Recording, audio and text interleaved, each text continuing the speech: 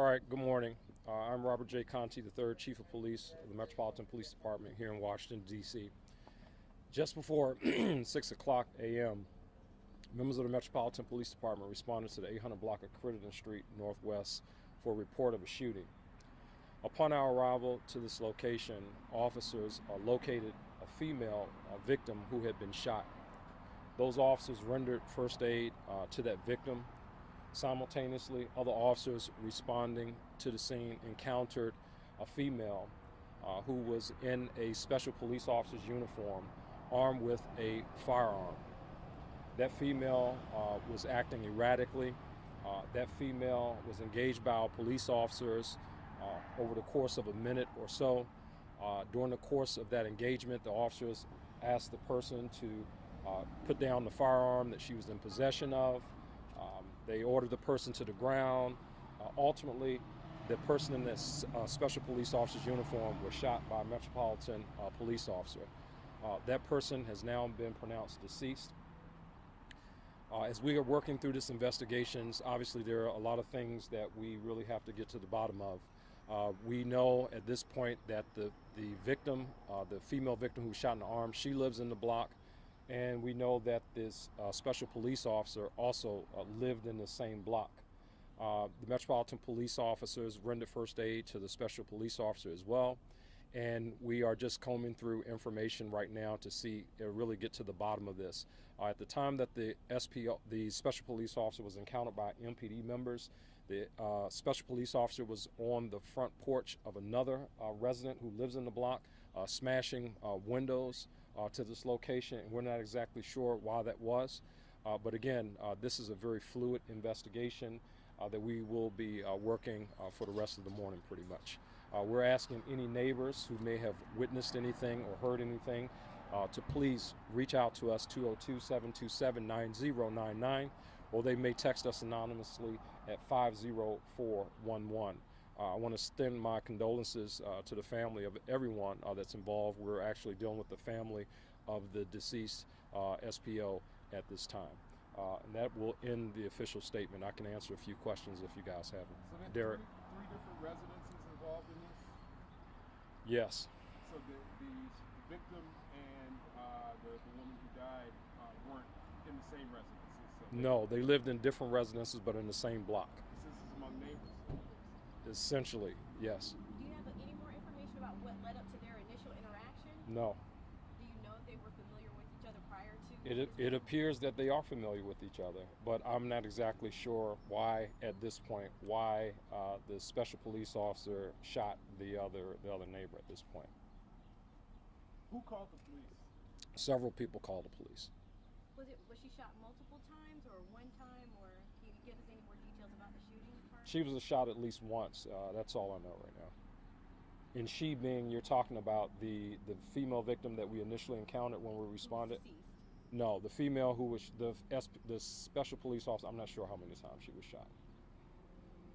Any other questions? When you say special police officer, Yeah. what do you mean by that? So, special police officer is a person who is uniformed, that's commissioned through the city to provide services, security guard essentially. But in this case, she was armed. We have to go through and find out whether or not she's actually a licensed security officer. Right now, like I said, she's in the uniform of a special police officer. One thing that we've noted during the investigation, the name on the security officer uniform is not actually the name of the victim. The name, I'm sorry, not victim, but the name of the deceased person at this point. So we're trying to work through that and really understand why that is. We recently understand that she recently started employment with a special police officer company, with a security company. So we have a little work to do in that space to figure out, what's going on there. It's been a busy night for you guys. Yeah. You had the whole Van Ness shooting yesterday. You had this here this morning. It's a lot going on. What do you want to tell the people of DC? Well, the Metropolitan Police Department is on it. We're here, I'm here, and our officers are out here facing challenges day in and day out to ensure the citizens of the District of Columbia are safe. Certainly when we have incidences like last night that just don't make sense, you can't make sense out of senselessness. in this situation, another situation where, you know, it's kind of hard to make sense out of senselessness. We know that when firearms are involved, that increases the security risk that we face while we're out here doing our job. But the men and women of the Metropolitan Police Department show up every day to do that job. They do it faithfully.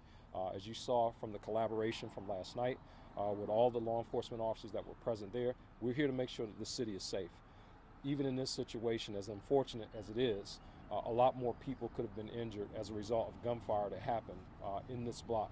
I'm thankful that no other residents were injured as a result of that, and I'm also thankful for the quick reaction and response for the Metropolitan Police officers who responded to the scene. If I could ask you one slightly off-topic question, there were reports of a 4-year-old who was shot yesterday in DC too. Do you know anything about that? No, I'm not familiar with any reports of a 4-year-old You being had shot. 2 large scenes across the city. How the Van Ness scene? There's a smaller. It's smaller by the Edmund Burke School. You got this scene here. How much longer do you think these 2 scenes will be here for neighbors who are asking? Well, for the Edmund Burke scene, we are pretty much cleared up with all of that, with the exception of the focal point for the shooter. In that situation, in this scene here on Crittenden Street, we're going to be here until we do a thorough processing of this scene. Obviously, we have someone who is deceased, so we want to make sure that we're doing everything that we need to do to understand why we are here.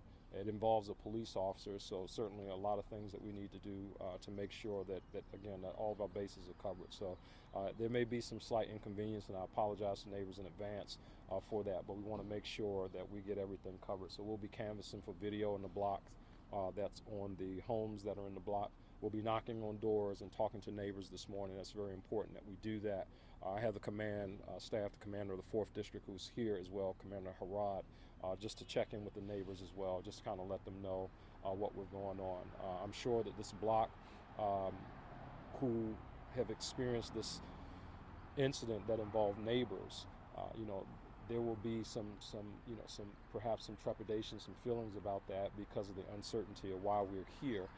So we certainly want to do all that we can to try to settle some of the fears of the neighbors who live in this block, who really don't understand why this happened. I'm understanding they're finding bullet holes all up and down Connecticut Avenue, locations away from where this apparent person of interest shooter was.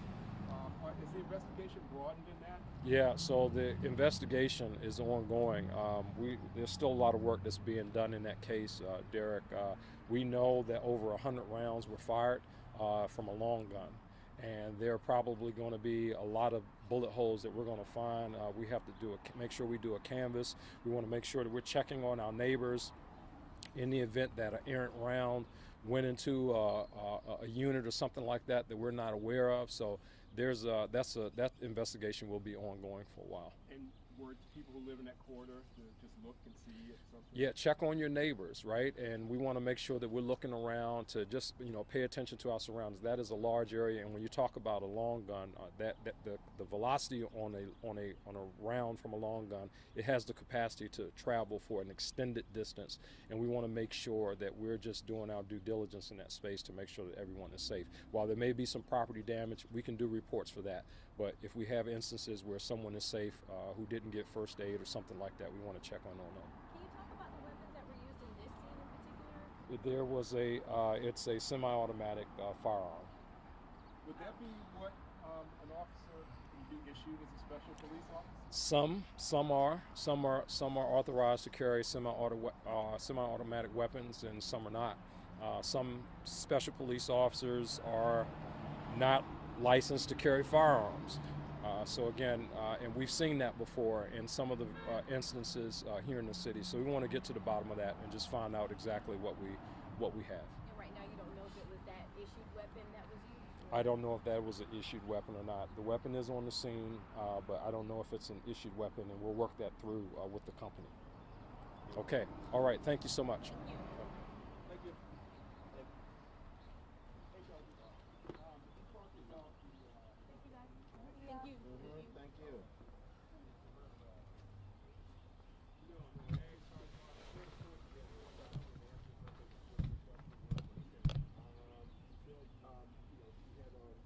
When somebody asked to clarify what the special police officer was, I think you talked about the attach of the uniform